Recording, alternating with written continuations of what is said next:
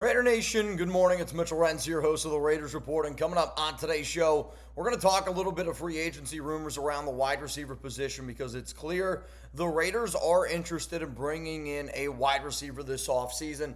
The question is, who exactly is it going to be? And there was a domino that fell yesterday. It was the Cooper Kupp signing, who ended up going to the Seattle Seahawks on a 3-year, $45 million deal. I'm going to tell Raider fans what they can learn from that signing and what we could potentially expect maybe this weekend or, even during the week. I'll talk about one move that happened yesterday that, broke my heart a little bit. If you follow me on social media, you probably already know what that one is. I do also want to talk about some Geno Smith rumors. I reached out to one of my good friends in the NFL. And I'm just going to be honest, I'm not a contract expert. I'm not going to sit up here and act like I know everything about all these little details that we see in contracts because it's really, really confusing.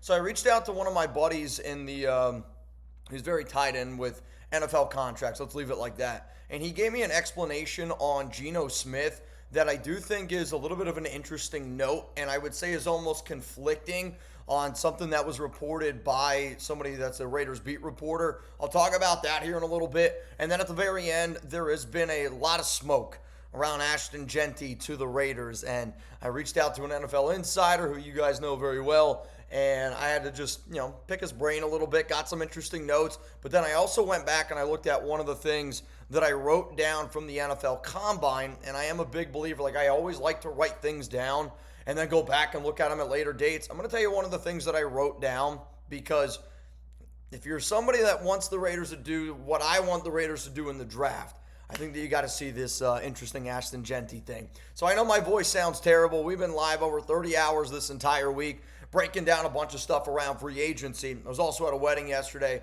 Super, super happy that no breaking news ended up going down. So let's talk about this wide receiver position because we know that the Raiders have been looking to bring in a wide receiver this offseason, and they've been looking for several weeks. And the reason why I'm bringing this up is because remember when the Raiders were interested in DK Metcalf? We all know that there was ties to DK, and this was a team poking around to see if they could go out and get him. The Raiders were also interested in Cooper Kupp. The way the free agency works a lot of times is like the domino effect. One domino falls, then another domino falls, and then many dominoes will start to fall. I do think at the wide receiver position, DK was the big one. Cooper Kupp was the name. And now there's going to be a list of these other wide receivers that I do think are going to start getting, more attention, more interest from a bunch of NFL teams around the league, but also the Raiders are going to be included in that. So the fact that you're interested in those two guys tells me that the Raiders are obviously interested in bringing in a veteran receiver. And I also think of it as when the Raiders were interested in Matthew Stafford, that was plan A. Then they go out and they get Geno Smith, who I think for them was ultimately plan B. I think for the Raiders, plan A was DK. I think just Cooper Kupp interest was more based on what I've been told was just understanding what the market could look like for Kupp. And, the deal that he ended up getting, the Raiders were never going to pay that anyway. So once you know the Cooper Kupp, price tag and what he's looking at, that's when now you can turn your attention to, I would say, the other list of free agent wide receivers that every Raider fan's got to keep on the docket. Stefon Diggs continues to work out with Geno Smith, though he's got a little bit of an allegation that is, kind of hovering over him, which I've talked about in many other videos. I'm not going to continue to talk about it today, but I would be interested to see if they signed him just because of how well they've played it safe this offseason. Keenan Allen, I would say, is another name that you got to keep in mind. Somebody that's not going to go out there and break the bank, but he does have a lot of ties to Chris Beatty, the Raiders wide receiver coach. Tyler Lockett obviously has ties to Geno Smith. Brandin Cooks won a Super Bowl with Tom Brady. I was also told, that the Raiders could be poking around at a few other names, and I don't know who those names are, right? And I'm not gonna lie to you, but I was told this was probably 48 hours ago at this point. And with everything that, we've been live for so long on the Raiders Report, I apologize. There's at times where I don't even know how much of the stuff that I've actually talked about. But one of the things that I was told was the Raiders have also poked around with some other wide receivers that, I really haven't mentioned all that much. So me thinking that, what did I do this morning? I tried to look at some other potential wide receivers that I thought maybe could fit that bill. One of the receivers was Elijah Moore. And one of the notes that I had from my NFL draft days that I always put in there. Like, it is important to note, especially for an organization like the Raiders this year that has shown that they really value, having relationships. Well, if you remember, Elijah Moore was teammates with DK Metcalf. DK Metcalf obviously was somebody that the Seahawks liked a lot. They went out and they got him. Moore ended up actually going earlier in the draft than DK. Like, DK went obviously in the 60s. Elijah ended up going to 34. But if you're a team that watches as much DK Metcalf tape, you probably also are going to see some Elijah Moore tape. Elijah Moore also was a member of the New York Jets, an organization that hasn't been able to figure it out. Was also an organization with the Cleveland Browns that can't figure it out. So if they're looking for a little bit of a younger receiver than some of those other names that I just mentioned, I would say Elijah Moore is someone to keep in mind. Another name that I'm going to throw out there, and this is a deep dive, Dwayne Eskridge, D. Eskridge. He was drafted in the second round in 2021 by Seattle, and he was just never really able to get it going. And sometimes, bad fit here and there. I will admit, if you already had Geno Smith as your quarterback in Seattle, why would you try to run it again? But he is an athletic receiver, a little bit undersized. And if you were trying to bring in competition for Trey Tucker, right? In my mind, I don't think that you would go out and sign Tyler Lockett and Dwayne Eskridge. I think you would try to bring in Tyler Lockett to compete with Trey Tucker. To me, though, if you wanted a cheaper route to put somebody to compete with Trey, I do wonder if they would consider somebody along the lines of Dwayne Eskridge. The other name that I'm going to throw out there, and this is the one that he's another veteran name, that if they didn't want to spend too much, and I feel like I keep saying that over and over, that this is a Raiders team that, I feel like they're not playing a conservative, but they're playing the long game. And a lot of the moves that they're making is, they're trying to win right now, but they're also trying to put themselves in a good position to win in 2, maybe 3 years from now, which is their real true window. The Raiders' real window where they're trying to win is the year 2027, and the Max Crosby contract is almost proof of that to me, and I can't wait to see when we do end up getting a deal done with Geno Smith. But the other wide receiver I'm going to throw out there is Robert Woods, and the reason why I bring up Woods is because that's somebody obviously who has a good relationship with Matthew Stafford. The Raiders did talk to Stafford. It's been documented. They talked to the Raiders about Stafford and about Cooper Kupp. I just wonder if maybe they talked to him also about Robert Woods. Greg Olsen doesn't have any overlap with Woods because Woods, was traded away from the Rams, ended up joining the Houston Texans. And there's no overlap with Greg Olsen, who was with the Rams back in 2022 with Woods. But I would still imagine that there's at least, some sort of connections there. But if there's been one thing that I've really noticed that's important to this Raiders team, it's early on relationships that are made. And look at one of the very first moves that's kind of under the radars. When the Raiders go out, they sign wide receiver Kyle Phillips. I didn't actually know this at the time, but that was the very first recruit that Chip Kelly ever recruited to UCLA. And they brought him in really, really early this offseason, even before the Alex Kappa signing, Isaiah Polamau re-signing. So that was somebody I was like, all right, that's interesting. Raheem Mostert's got a relationship with Chip Kelly back from 2015 to 2016. I don't know if there is actual relationship here, but Robert Woods, and I'm bringing up the name Robert Woods because he did go to USC. And I know Pete Carroll and Woods technically were never together, but the recruiting process starts so early, especially for a college like USC, especially for one of the top recruits in Robert Woods. So I do wonder if there is some sort of connection between Pete Carroll and Robert Woods dating back many, many years ago that I don't know if is all that well documented. I think we also see all the flip in time when one player who has been in a division for the longest time, you watch that player and you see that player and you feel like that you know that player. Robert Woods is going to be another name that I'm just going to throw out there to just keep an eye on. So the pinned comment on today's show is this. I want to know a free agent wide receiver that you want the Raiders to sign, because to me, this is clear that the Raiders are interested in bringing in a receiver, which I don't really think should surprise some people. We got Jacoby, we got Brock Bowers, Trey Tucker is we're hoping Trey can turn into what we want, but you don't go out and you don't trade for a quarterback if you don't also plan on building around him, which I think that the Raiders are clearly showing you we are going to go out there and we're going to try to build around him. So you're about to get it with a YouTube ad break here. I want you to scroll on down and give me your answer of a wide receiver you want the Raiders to sign.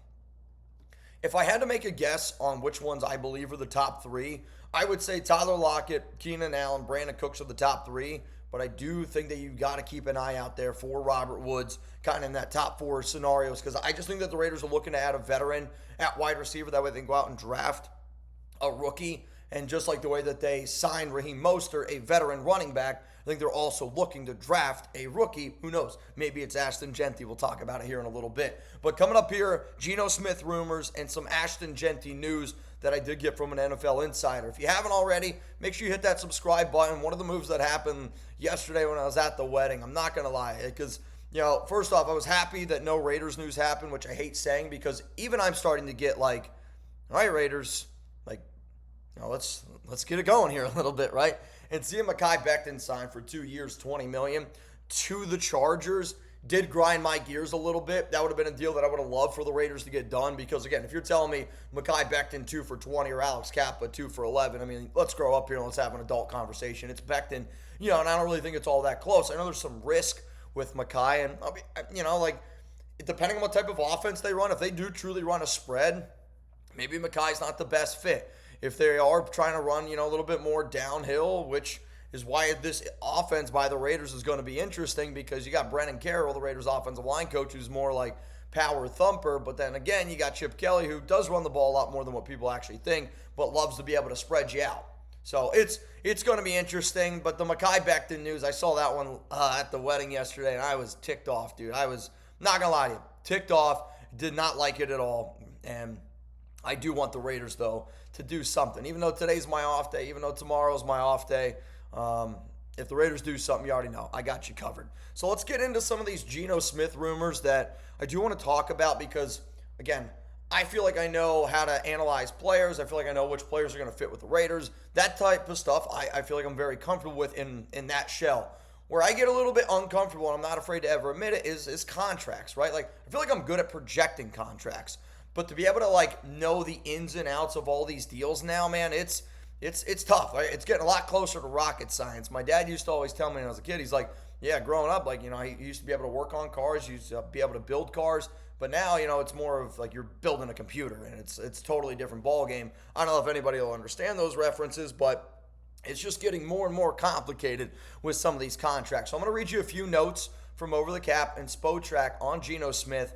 And then I'm going to tell you a quote that I received from one of my buddies. And then I'm also going to go back to a Tashawn Reed quote that he had in an article that he released. I broke the article down yesterday on a show, because it kind of made it seem like to me that no matter what, the Raiders have to get an extension done with Geno Smith by midnight tonight. And I actually don't know if that's the case based on what I was told and based on the language that Spytek and Over the Cap have. So first off, according to Over the Cap, Geno Smith, on the 5th day of the 2025 league year, a $10 million roster bonus is available, okay? On Spytek, they have a 2025 roster bonus of $16 million, and then all it says is 3/16/2025. The reason why that I'm bringing this up is because Tashawn Reed reported earlier in the week that the Raiders, quote, excuse me, Smith should receive a contract extension from the Raiders this week, according to league sources, which, again, and this is why sometimes I get a little bit frustrated with our beat reporters, because I do wonder, are they just throwing stuff at the wall to see what sticks, or, are they actually being told that? Because I'll be real, I don't really consider what Tashawn said now, if you're going to report during the week, right? Again, this week. Are we still in this week? Is Saturday this week? I like to believe that it is, but at the same time, when I talk, I would say this week is Monday through Friday. This weekend is very different, right? And so I already wonder if, what Tashawn reported, are we already, we're going to crumble that up, we're going to throw it out the window. But he's going to, in the final year of a 3-year extension, he signed with Seattle back in 2023. This is the quote from Tashawn that makes me wonder, again, does he know the contract, or is he just guessing? While he has no guaranteed money left on the deal, he's due a $16 million roster bonus on Sunday. That's the artificial deadline to get a deal done if the goal is to lower his 2025 cap hit, which is currently set to $31 million. So the importance of there, again, he's saying that, no guaranteed money. He's due $16 million on the roster bonus on Sunday. Based on the people that I talk to that work around contracts in the NFL, that's actually not a true statement. And let's go back to what Over the Cap says. on the 5th day of the 2025 league year, a $10 million roster bonus is available. So there's a big difference between having it due and having it available. So that's why I'm like, I don't think it's as much tomorrow on the 16th. It's not like Geno Smith just gets $16 million and it's there. It becomes available. So the reason why there's different numbers where Over the Cap says 10 million available, Spotrac says 16 million, and it's because of this. Over the Cap mentioned some, and this is a quote, again, this is a quote from my buddy who does a lot of work in the NFL for like contracts and stuff, and I felt kind of bad for bothering him on a Saturday, so he gave me this answer, so I just want to give it to you. Over the Cap mentioned some escalators in the roster bonus. So I'm inclined to think that their number is right since he put the stats up for it. So essentially, that $16 million that Spotrac mentions is probably due to those escalators. So the $10 million roster bonus mentioned on Over the Cap is something that will become available to him tomorrow. And then the $16 million, that probably extra $6 million, was due to the escalators that Geno Smith was able to hit, last season with the Seattle Seahawks. So here's also, though, the important part. The wording of available makes me think that the 16th, which is the 5th day of the year, is the guaranteed date, not the paid out date. So I think of that as almost like, you're at work and it's like, you're going to get paid on the 15th, right? Like I got paid yesterday by Chat Sports, right? Like I get paid on the 14th. However, though, I knew that I was going to get paid, and you're going to get paid, but that doesn't mean necessarily, for Geno's case here, that he's going to get paid all that $16 million. He just knows that he's going to be owed that $16 million at some point, right? At some point, Geno will be given that $16 million from the Raiders, but it's not due on that exact date. And that note is important because roster bonuses can be converted into signing bonuses too. So my thinking here is they can still do a deal with him later and count that as a part of the signing bonus if they wanted for cap purposes. So a lot of the reporting that Tashawn had was the Raiders basically got to get a deal done with Geno Smith by tomorrow or else they can't lower his cap because he's due $16 million tomorrow. Based on what I read from Over the Cap, and again, based on my buddy, what Tashawn reported there, I don't know if it's 100% accurate. It's based on he's due the money, and the Raiders can still work on it because roster bonuses can be converted into signing bonuses. So if the Raiders, let's say Monday, Tuesday, end up getting a deal done with Geno, they can use that $16 million that he is due, not already paid on that day. He's due, and they could give that to him, convert it into signing bonuses, which would help lower his overall cap. Again, there's a lot of confusing parts to salary caps, and I'm not trying to confuse anybody because I'm sitting up here even a little bit, and I'm confused. I think what I'm really trying to get across here is if the Raiders don't come to a contract extension with Geno Smith today, I don't think that it's oh my gosh, the deal's never going to get done. The deal is going to get done, right? The trade was made because the Raiders wanted to give Geno Smith a contract extension. It still could happen today. I'm going to be real. Alex wanted us to go to this St. Patty's Day thing, which I would love to be able to do, but at the same time, I am waiting for this Geno Smith news to happen. I'm ready to have it going, and when it does go down, I will be live here on the Raiders Report. But from what it sounds like, the deal does not have to happen by Sunday, though it is expected that it does happen before that because I think the Raiders want to have control over the contract that Geno had before, where the Raiders are taking on that Seattle contract. So again, I still think a deal ends up getting done. I hope what I explained there makes some sense, but if it doesn't, I will try to do my best in the future because I'm not going to lie, contracts confuse me too. All right, coming up next here, let's get into the Ashton Jeanty news, and I'll go through this one a little bit quicker. It's been reported, and again, rumors are always going to grow, and it's growing and growing and growing, that there is a lot of sense that Jeanty is a name that's been brought up multiple times in the Raiders, and I am here to tell you the Raiders are interested in Jeanty, right? But that shouldn't surprise anybody out there. I talked to an NFL insider who had some interesting things go down at the Combine, and I was telling him, I was asking him, all right, it's what do you think about Jeanty to the Raiders? And he's like, there's definitely interest there, no doubt about it. We also got to remember, though, that he is one of 3 running backs that met with the Raiders at the Combine. So I think sometimes, these insiders, they take common sense knowledge and they report on it because, like if you're an NFL insider, you go, the Raiders are interested in Jeanty. It's like, well, yeah, they met with him at the Combine, right? So one of the notes that I have here is this, because all the Ashton Jeanty rumors, I do think that they're important, but I am also a believer that the NFL draft in this time of the year is a big smoke screen season where teams are trying to put out smoke left and right to maybe lead you off the path a little bit. So here's one of the notes that I have from the Combine, and this is from the past year. We sent our Chat Sports team to the Combine, and this is a note that we received. The NFL is a copycat league, and there could be a team that tries to trade up for Jeanty after watching the Eagles win the Super Bowl. Free agency is weak. Guys won't get paid because of this draft class. And after seeing the way that free agency has gone down, where, like a guy like Najee Harris got $5 million. Aaron Jones right now is the big contract, 2 for $20. Me seeing that, no, again, that's from back at the NFL Combine, that there's going to be some teams that could potentially trade up for Jeanty. If you're the Raiders right now, I'm leaking out left and right. Loved Ashton Jeanty. Gonna go best player available, because I do think by a lot of people's in their mind, they have probably Jeanty as the best player available at pick number 6 there. And if they're thinking, all right, man, this is a Raiders team that's going to go up and get him, maybe we can figure out a way to make a trade for him. And I do wonder, because I want the Raiders to trade back. And I actually also think that the Raiders are going to be team trade back. When you just see the way that they're building this roster, again, they're building the roster to be competitive this year, but they're building a roster to have a lot of success, next year.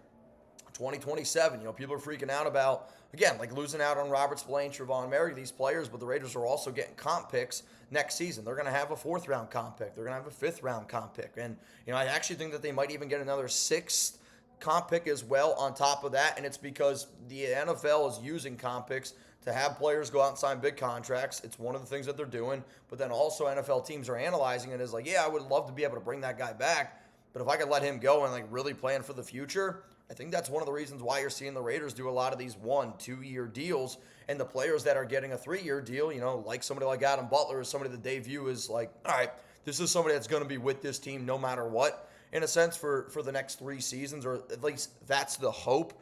But for somebody like Jeanty, right, if I was the Raiders, I'm leaking out left and right that I want him, in hopes that a team says, well, would you be interested in a trade?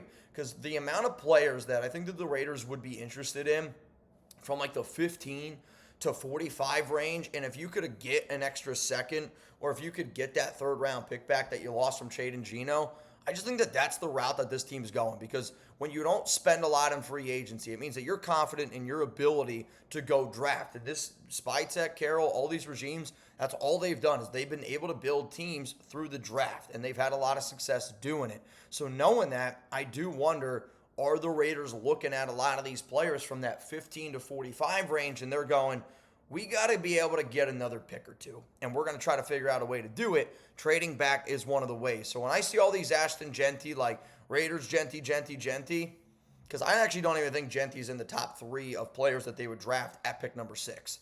Because I think still Will Campbell, somebody to keep in mind. Armin Membu would be somebody, just because of how this team values offensive line. I will admit, I do think that this Raiders coaching staff, which I've said multiple times, does like their offensive line a lot more than what we Raider fans think. I know they're confident in DJ Glaze. Munford does have some versatility. Also has a lot of Ohio State ties, which, again, I know Chip Kelly was only there for 1 year, but we've seen how coaching staffs, talk to each other, and Chip Kelly, no doubt, probably knows a lot more about their Munford than what we even know. But they went out, they got Kappa, you got Jordan Meredith, and then you already have your other starters on the offensive line. So, I do think that this team does like the O-line more than what we think. But I do want the Raiders to still go out there and upgrade that offensive line. I still think it's a weakness. So with that being said, I wonder if they would draft those 2 players that I just mentioned. I also think that Teteroa McMillan, who's got a lot of ties to our Raiders coaching staff, and, let us know very well of that at the NFL Combine. There's a video on my Twitter if you want to go check it out, of McMillan saying, he's got a lot of relationships with some Raiders coaches. So I think all of those players are in the mix more than somebody like Ashton Jeanty. And I think, yes, the Jeanty move makes sense for the Raiders, but I think really what this Raiders team wants to do is try to figure out a way to trade back and get more picks.